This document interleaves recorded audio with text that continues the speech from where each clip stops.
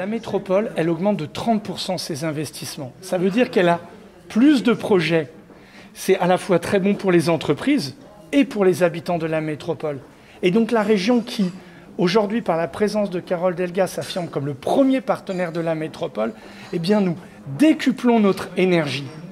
Et dans un contexte où le chômage menace, eh bien ça, c'est notre mobilisation commune pour les familles, pour l'emploi, pour la jeunesse, mais aussi pour mener une transition écologique et solidaire, pour porter l'attractivité du territoire de Montpellier. Et moi, j'entends faire réussir Montpellier, parce que si Montpellier avance, c'est l'Occitanie qui progresse.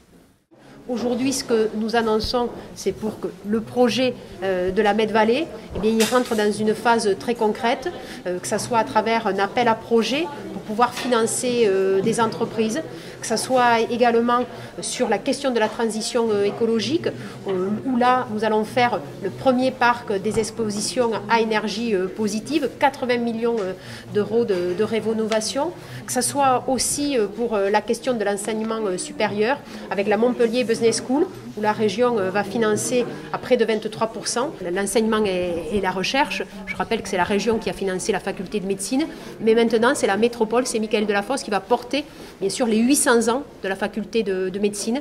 Et puis nous allons aussi continuer dans le cadre du contrat de plan État-région de soutenir Muse, mais de soutenir aussi les projets portés par Paul Valéry et les autres écoles également d'enseignement supérieur sur la métropole.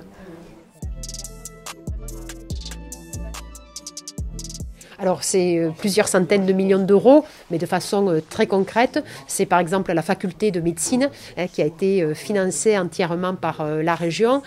C'est également le premier parc des expositions à énergie positive. C'est 80 millions d'euros qui vont être investis dans le parc des expositions. C'est un soutien très très fort sur l'ensemble des acteurs culturels.